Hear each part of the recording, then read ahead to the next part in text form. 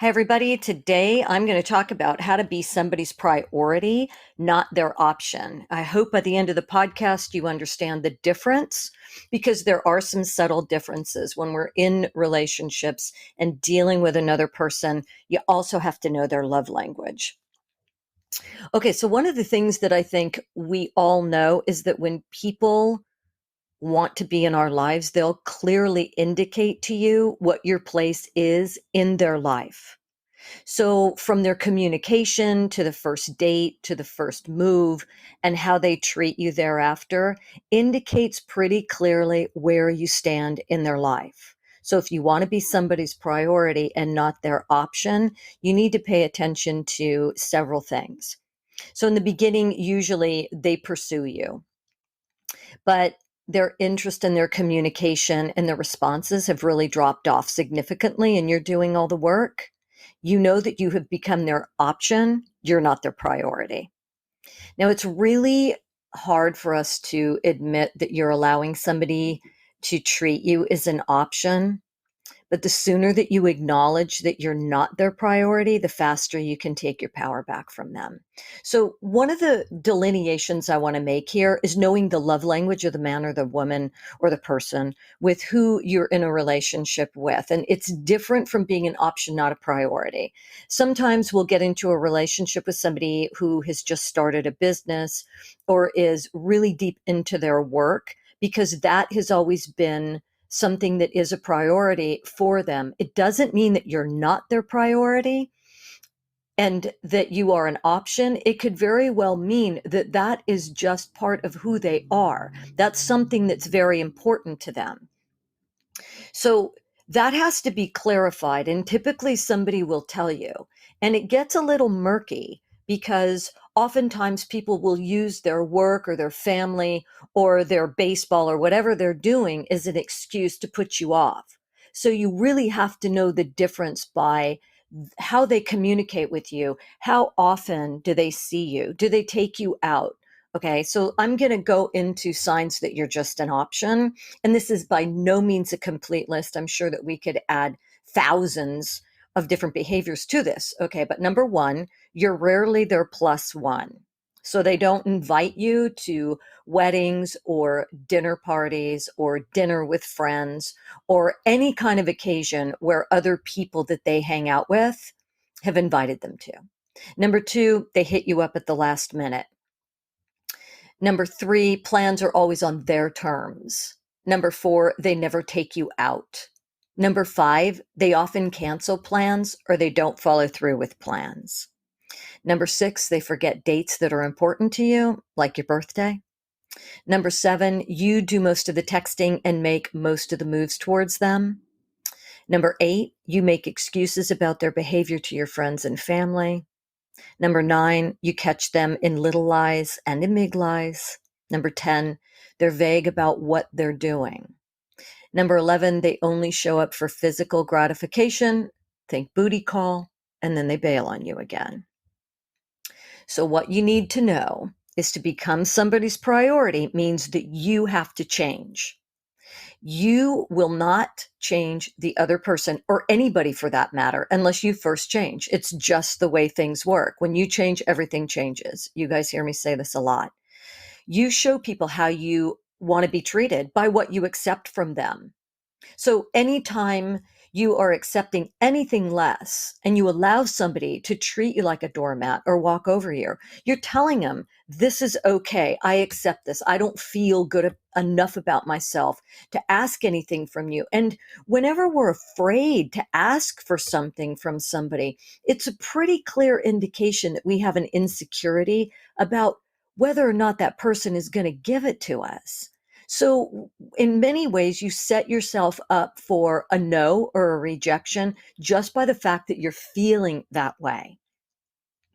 So, anytime that you accept any of the above 11 signs that I just read off to you, that means that you're just being an option. You're allowing your partner to treat you as an option.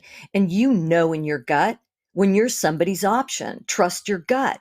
That's why you're hesitant to say, hey, where are we in this relationship? How do you feel about me? That's a clear indication that they could be very unsure about how they feel about you. Or maybe they're just not that into you and you really are an option. So, to take back control of the situation, you need to acknowledge that you're allowing yourself to not be treated like a priority. So, you are allowing someone to treat you poorly. Okay. Your partner's behavior, you are allowing. And that's a really scary thing when you are really attached to somebody and you feel the need to keep yourself attached to them. You're afraid to let go of them. But in order to get your power back, you have to change. I have counseled many people who successfully turned the tide when they finally realized that the only reason that their significant other treated them like this was because they allowed it. So, in order to turn the tide like they did, you have to possess 4 elements. Number one, you have to have the unshakable belief that you deserve better. And number two, you have to have the will to control your need to have the person's attention at any cost. That means you have to have the willpower to tell your ego that is dying because they're not giving you their attention to shut up and sit in the corner because you're doing something else. You're trying and you're not trying. You're going to be somebody's priority. You're not going to be an option. Number three, you have to have the discipline to follow through by not accepting anything less than what you want. And whenever I talk about discipline, I'm talking about learning because that's what discipline is. It's learning a new behavior. So when you discipline yourself to follow through with the very thing that you have declared, energy follows intention. For example, I am no longer going to be anybody's option. I am only a priority. You have to learn that new behavior by saying no to allowing somebody to treat you like that. Number four, you have to have the deep inner knowing that you can have better because you deserve better. So you're going to absolutely declare you deserve better than what you've been accepting. End of story. Then I want you to ask yourself these questions. Do you believe that you deserve better than you're being treated? And do you believe that your partner is better than you or is more important to you? And if so, I want you to tell yourself why. Write that down. That can be a very, very powerful tool to uncover why you allow people to do this. And I'll tell you what, human behavior is really interesting. And when you change yours, you're going to see that the other person changes because now you have embraced something different about yourself, a different need, a different desire. And most of the time, I have found that people do treat you differently, but you absolutely have to follow through. So, if you believe either of the things that I just told you to ask yourself, do you believe that you deserve better than you're being treated? Or do you believe your partner's better than you or more important to you? And if so, why? Then why on earth, if you do not believe those things, would you allow somebody to treat you like an option? So you have to be completely honest with yourself before you can address how. You have to know why you allow someone to treat you like an option. So it is a little bit of an exercise. You got to dig into yourself. Why do you allow people to do this? What is it that makes you feel like you need somebody enough where you would let them treat you then less than what you believe you deserve? So no matter what your answer is, you want to be treated better, right? Then you need to start acting like it. You need to choose that right now. Your mantra, I'm a priority and I will always be a priority. That's your mantra. I'm a priority and I will always be a priority. And you repeat that to yourself over and over again. Think about that, embrace that, encompass it. Remember, I didn't say anything about being an option. I said, I'm a priority and I'll always be a priority. So, number one, you do not accept less. You're not desperate, so stop acting like it. When you decide that you're not going to accept being anything but a priority, you're going to switch up your thinking. And when you switch up your thinking, your behavior follows. You're going to stop responding immediately to your partner's messages or their calls or any other requests that they have because you're sending them your own message. You're not as available to them as you once were because They don't treat you in a way that's equal. You're taking your power back, and trust me, they'll notice. Secondly, you need to possess an inner discipline. You have to be sure you have firm control over your reactions. And that's a big one because many partners try to trigger you emotionally in order to get their fix. So when you're not responding so quickly, suddenly they're going to notice and they might try and trigger you. Okay. Because when they get a reaction from you, they just got your energy and attention. Right. So it can be even in the form of chasing. You wind up chasing them. So they need and they want you to know that you're still available to them. That's really important to them. So take that off the table, and you need to keep it off the table until you notice that you're an important priority through their behavior, not their words, their behavior. People show you and you show them how you will allow yourself to be treated. So remember this, it goes hand in hand. This is where relationships are about relating. I also want you to remember to remain kind. You see, you've told them how you're going to be treated. So why would you be angry at them for treating you that way? You're just taking it off the table. Old behavior out the door, new behavior on the table. So trust me, they're going to notice that too. The third thing is being very resolute. You cannot be weak. Partners are used to making you an option, can smell your weakness a mile away. You want them to feel your strength and your firm boundary, that you're not allowing people to treat you like anything other than a priority. So turn it up and turn it on. And when you flail and you want to roll over and give up so that you can have your own emotional fix, because you have to feel them too, remember, you're choosing to be an option. That's weakness. That's the weakness. And sometimes we're going to be weak. And if you're weak, you need to pick yourself back up and you need to do it again. Choose instead to be a priority, and you will be. So remember, it's a choice. So here's what you can expect, and here's how you change it. People change their behavior when they feel the need to change it because they're not getting what they want. That goes for you too. And it goes for your partner. At first, they're going to continue to behave in a way which they've become very accustomed to. That's really normal. But when you don't flinch, they will. If you allow your partner to treat you as an option, they're going to continue to do so. When you shift your beliefs and your behaviors, you challenge their behavior and they don't like it. It makes them uncomfortable because they're used to your energy. See, there's your power, your attention, your energy. What you gave them matters. So expect some pushback. But if you're resolute and you're disciplined, remember, discipline is learning new behavior. They will be the ones that change because you're teaching them something different. They don't have any other choice because you're not going to participate in the idea that you're an option. You're a priority, period. Set your clear boundaries with yourself first. You absolutely have to say no more. It doesn't feel good. Why would you continue to do that? It's like drinking a bottle of vodka and then waking up the next morning and say, God, I feel awful. I think I'll do that again. Why? Why would you do that? That makes no sense unless you like feeling like shit. So your partner's going to ask you why you're different. Bet on that. And bend the truth to bend your resolution. And so what I mean by bending your truth to bend the resolution is you're bending the truth to your new belief about yourself. You see, I want you to be firm and know why being respected and having boundaries is important to you. You have to have your boundaries respected.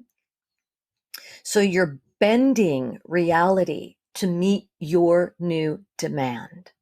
But you've got to feel it and you've got to know it, because feeling bad is no longer an option for you.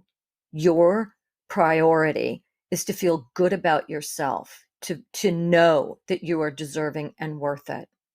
So I'm a firm believer in telling someone what it is that you need. Some people are not very good at doing that. So they use behaviors and actions. That's fine. Again, we're talking about love language. I'm just telling you what I do, and you have to do what works for you because it's more natural and it'll get you what you want. So each time your partner treats you like an option, you have to make it clear in your own way that this is unacceptable. But remember to stay calm, because if you react, you give away your power. You see, that's sort of the glitch here. Sometimes not responding sends a really clear message, and maybe you don't respond for 20 minutes or 2 hours or a day. But I don't want you to go too far in playing a game. I want you to be clear that something isn't working for you. And it's better for you to not show your anger, and a firm no through your energy is enough. Or just to say, this doesn't work for me. Okay. And they might respond and give you a big blank zero, and you might have to wait for a day or a week or 2 weeks, but you need to just stay firm. That's going to be the challenge. So remember, write it down. You're a priority. I'm going to give you a really good example of something that I went through. I really looked up to my mentor, and he was like a god to me because I wanted to be him. I wanted to emulate him. And so I'd been working with him for about a year, and he was notoriously late for our meetings. It used to piss me off. So one morning, I waited for this guy for over 90 minutes, and I realized he didn't respect my time. I'd set the pattern with him myself because I allowed him to be late, and I never said anything. And I'm a real stickler about that. So I picked up the phone and I called and I asked him this question. I said, "Do you think that your time is more important than mine?" And he literally like stumbled and he asked me, "What? Repeat the question." And I asked him a second time. I said, "Do you think that your time is more important than mine?"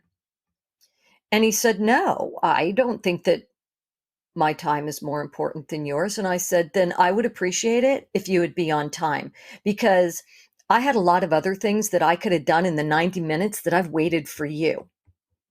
And he was never late again.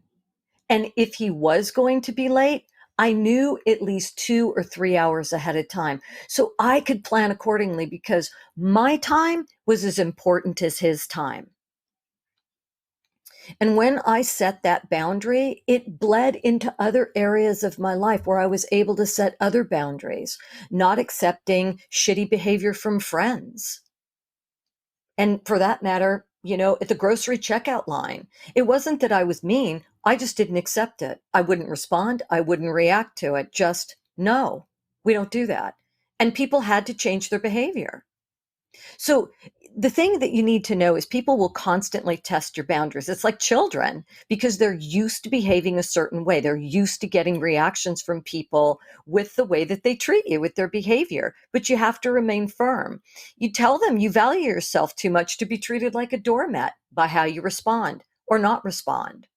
So you need to make it clear to people that if their behavior doesn't change, you don't engage with them. It's that simple. It's painful at first because we're making the changes, but you have to know that when you make the change, you're bending reality to meet your new demand. If they continue to treat you poorly, you just tell them you're going to end the relationship and any communication with them, and then do it. Follow through on what you say you're going to do. If you don't follow through, you're going to show weakness. Don't say it if you can't follow through. But I will tell you, if you empower yourself in this way, my God, your life changes like you wouldn't believe. So in the process, you're going to become a better person. You become much more interesting. You're a better version of yourself. People love a bit of a challenge. People love a person who respects themselves. They do. It's attractive. It's sexy. It's intelligent. People put more effort into knowing you when your attitude exudes a confidence that says, "I'm my own priority. I don't lower my standards to be anybody else's option, period." So when you remain true and resolute, you find that your partner changes their behavior because you don't feed theirs. It can happen really quickly. Sometimes it takes months, but it's all about you saying, "I'm a priority." They're going to know that you accept nothing but being a priority, and they're going to treat you like a priority, or the relationship ends or it fizzles. I guarantee you they always come back because they see you as valuable, because you value yourself. They're going to be more attracted to you because valuing yourself is attractive. When people really like themselves and they value what they do and they take a stand for what they believe and they don't accept anything less, people love that.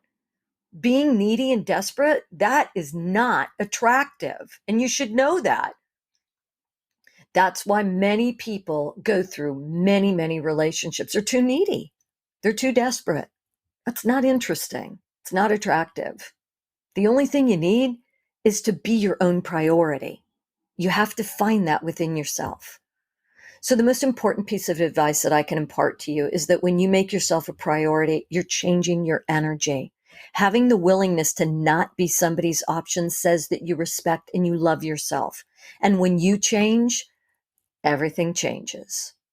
So if you meet somebody that treats you like an option or treats you as if you don't matter, remember you get exactly what you need. Someone to mirror back to you your own self-worth because they're treating you poorly. That's your mirror. That's your gauge. And you pull that back immediately. The most important thing you know in this life is that you matter. You matter.